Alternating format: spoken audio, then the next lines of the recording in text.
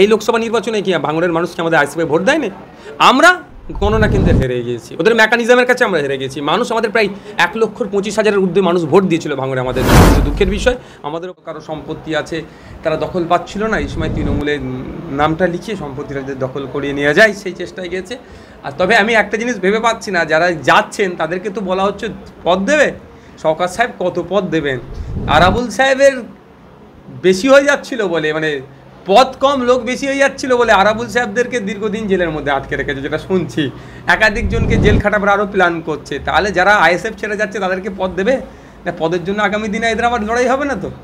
এই মুহূর্তে গোটা রাজ্যে 10 থেকে 11টা বিধানসভা মানে শূন্য, 10টা উপনির্বাচন হবে, 4টে বিধানসভার উপনির্বাচন হবে, সেখানে আইএসএফ প্রার্থী দেবে কি? অবশ্যই। দেখুন, আমরা ভোটের ময়দানে আছি, বিশেষ করে পার্শ্ববর্তী ভাঙড়ের পার্শ্ববর্তী। হ্যাঁ, আমরা হাড়োয়াটা এখনো পর্যন্ত নোটিফিকেশান আসেনি।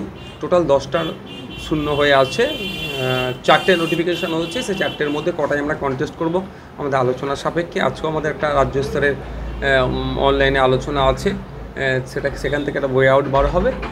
রাজ্য কমিটি ডিসাইড করবে যেখানে করা যায়, কম্পিটিশন করা যায়, সেই জায়গাগুলোতে কম্পিটিশন করবে। উপনির্বাচনে বামেদের সঙ্গে কোনো প্রকার জোটের সম্ভাবনা আছে কি?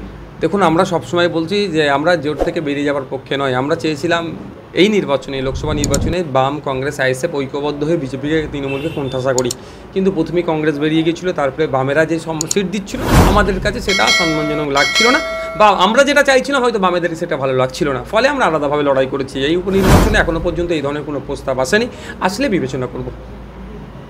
লোকসভার পরেই ভাঙড় পুনরায় ফেরানোর চ্যালেঞ্জ করতে শওকত মোল্লা, তিনি বলছেন আগামী বিধানসভা ভোটে আপনার বিরুদ্ধে প্রতিদ্বন্দ্বিতা করবেন ভাঙড়। করুক না, কে বারণ করেছে? আমি ওয়েলকাম করছি। এই লোকসভা নির্বাচনে কি ভাঙড়ের মানুষ কি আমাদের আইসিপি ভোট দেয়নি? আমরা গণনা কেন্দ্রে হেরে গিয়েছি, ওদের মেকানিজমের কাছে আমরা হেরে গেছি। মানুষ আমাদের প্রায় 1,25,000-এর ঊর্ধ্বে মানুষ ভোট দিয়েছিল ভাঙড়ে আমাদেরকে। কিন্তু দুঃখের বিষয়, আমাদের ওপরে যে হিংসা হয়েছিল, যে অত্যাচার হয়েছিল, গণনা কেন্দ্রে আমরা শেষ পর্যন্ত টিকে থাকতে পারিনি। আমাদের অত্যাচার হয়েছে, আমাদের প্রার্থীর উপরে প্রাণঘাতী হামলা চালিয়েছে, সেটা নিয়েও আমরা কেসও করেছি। আমরা সেখানে হেরেছি। তবে আগামী দিনেও যে জায়গায় আমাদের দুর্বল আছে সেইগুলোকে আমরা সবল করে নেব।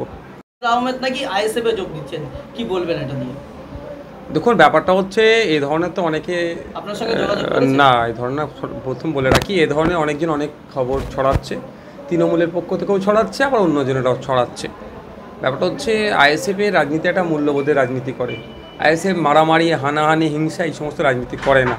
যাদের পাস রেকর্ড এত খারাপ, তাদেরকে আইএসএফ দলে নেবে কি নেবে না অনেক ভাবনা চিন্তা করবে, 1 নম্বর কথা। দ্বিতীয় কথা, আমাদের আপনি যে প্রস্তাবের কথা বললেন, এই ধরনের কোনো প্রস্তাব এখন এসে পৌঁছায়নি। প্রস্তাব এসে পৌঁছালে রাজ্য কমিটি নিশ্চিতভাবে আলোচনা করবে, তারপরে আমরা ডিসিশন দেব। তবে আবারও বলছি, আইএসএফ একটা মূল্যবোধের রাজনীতি করে, আদর্শ নিয়ে এগিয়ে যায়। এই আদর্শচ্যুত মানুষের এখানে কোনো জায়গা নাই। কিন্তু বর্তমান যুগে বেশি নীতিনৈতিকতা দেখাতে গিয়ে বামেরা আজকে শূন্য। তো আপনারাও সেই বামেদের পথেই কি মানে নীতিনৈতিকতা ধরে রাখবেন? তাহলে আপনাদেরও ভবিষ্যতে যদি শূন্য দেখুন, আমাদের লক্ষ্য হচ্ছে সমাজ ব্যবস্থা পরিবর্তন করা। মানুষ ক্ষমতা দিলে, মানুষ বেশি জায়গা দিলে বেশি ব্যাপকভাবে লড়াইটা করব গণতান্ত্রিক প্রক্রিয়াতে। মানুষ স্বল্প জায়গা দিলে স্বল্পভাবে লড়াই করব। তা ক্ষমতার শীর্ষে থাকার জন্য অবাঞ্ছিত কিছু এলিমেন্টকে নিয়ে নেব, সেটাও হতে পারে না। যেমন সাথে সাথে এটাও বলছি, বামেরা 0 কি 100 সে বিতর্কে আমি যাব না। তবে একটা কথা আবারও রিপিট করছি, আমাদের দলের যে স্লোগানগুলো আছে, স্লোগানের মধ্যে আপনি নিশ্চিতভাবে আপনারা দেখেছেন, বা আমরা যে লক্ষ্যে এগিয়ে যাচ্ছি, মূল্যবোধকে সামনে রেখে এগিয়ে যাচ্ছি। মূল্যবোধকে বিসর্জন দিয়ে কিছুই নয়। যদি বিসর্জন দিই, সাময়িক সময়ের জন্য হয়তো ভালো ফল পাবো, দীর্ঘমেয়াদী বা সুদূর প্রসারী কিছু হবে না। আমরা চাই সুদূর প্রসারী এবং সমাজ ব্যবস্থা পরিবর্তন।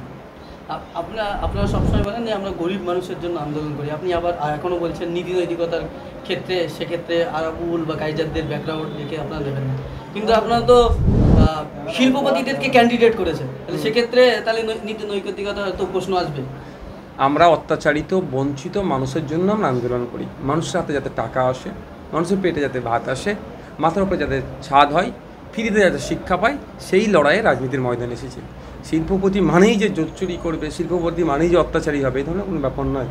আপনি যে শিল্পপতির কথা বলছেন, আমি তাকে নিজে প্রশ্ন করেছিলাম টিকিট দেওয়ার আগে, যে বিড়ি শ্রমিকদের হয়ে আমি গলা ফাটাই, তাদের 1000 বিড়ি বেঁধে 163 টাকা মতো 263 টাকা কত পয়সা মতো মজুরি হয়, 150-120 টাকা দিয়ে কাজ করে নেয়। আপনি এ কাজ করেন নাকি? তিনি আমাকে কিন্তু জোর গলায় বলেছে, যদি কেউ আমাকে কেউ প্রমাণ দেখাতে পারে আপনি যে শাস্তি দেবেন মেনে নেবো, বা এই ধরনের অনেক কথা বলেছেন। সেই শিল্পপতির সাথে আমি কথা বলেছি, যথেষ্ট তিনি হনেস্ট, এবং তার ব্যাকগ্রাউন্ড শুনলে আপনারা অবাক হয়ে যাবেন। আলিগড় মুসলিম ইউনিভার্সিটি মুর্শিদাবাদ ক্যাম্পাস আজকে দেখছেন, এই ক্যাম্পাস হওয়ার পিছনে 5টা মানুষের যদি লড়াই থাকে, তার মধ্যে ওয়ান অফ দেম হচ্ছে উনি। ওনার লড়াই আছে, ওনার বাসস্থানে, ওনার জায়গাতে উনি ক্যাম্পাসের জন্য জায়গা দিয়ে লড়াই করছেন। শিক্ষানুরাগী তিনি একজন, যেমন শিল্পপতি ঠিক একদিকে যেমন তিনি শিক্ষানুরাগী।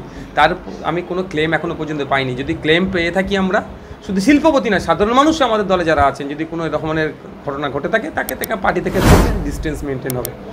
ভাঙড়ের বিভিন্ন জায়গায় আপনাদের কর্মীদের অনেকের বাড়িতে বোমাবাজি হয়েছে, দোকান বন্ধ করে দেওয়া হয়েছে, অনেকের বাড়ি ভাঙচুর হয়েছে, এখনও অনেকের দোকান বন্ধ।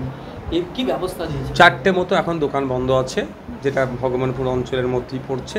বাকি যেগুলো ছিল আমরা প্রশাসনেরকে দ্বারস্থ হয়েছিলাম, প্রশাসনকে দিয়ে সেগুলো খুলিয়েছি। এগুলো বাকি আছে, এগুলো আশা করছি প্রশাসন দ্রুত খুলে দেবে। এবং যেগুলো আমাদের সাথে অন্যায় হচ্ছে প্রতিটায় আমরা কিন্তু ডিজিপিকে পর্যন্ত আমরা জানিয়েছি।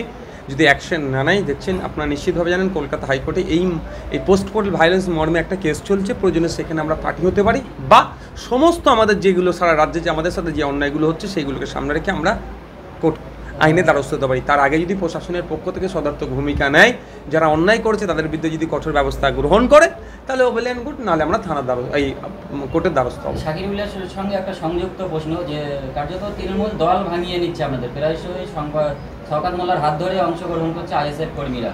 তো এই নদী ভাঙের মতো, মানে ভাঙনের মতো অবস্থা আইএসএফের, এই ভাঙন প্রতিরোধে আপনি নদীর কথা যেহেতু বললেন, এক পাড় ভাঙে নদীর, অপর পাড় গড়ে, আপনার নদী অনুযায়ী বলছি।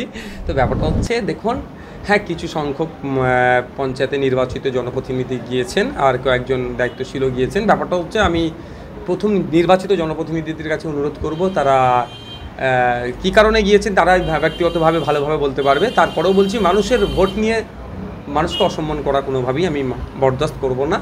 আমি তাদেরকে